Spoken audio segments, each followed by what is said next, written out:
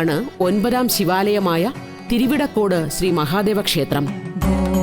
ശംഭോ ശിവ ശംഭോ സ്വയംഭോ,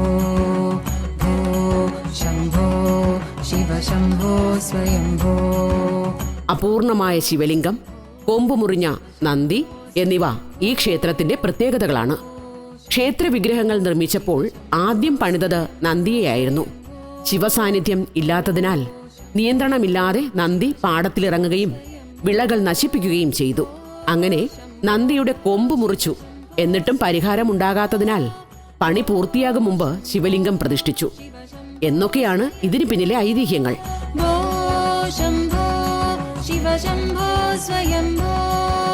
ഇവിടെ ആല്, അരശ്, വേപ്പ് എന്നിവ ഒരുമിച്ച് വളരുന്നതിന് ചുവട്ടിൽ ഗണപതിയും നാഗരാജാവും കുടികൊള്ളുന്നു. എടയിക്കോട് സിദ്ധർ ഇവിടെ സമാധിയായതിനാൽ ആണ് ഇവിടം തിരുവിടക്കോട് എന്നറിയപ്പെടുന്നതെന്നാണ്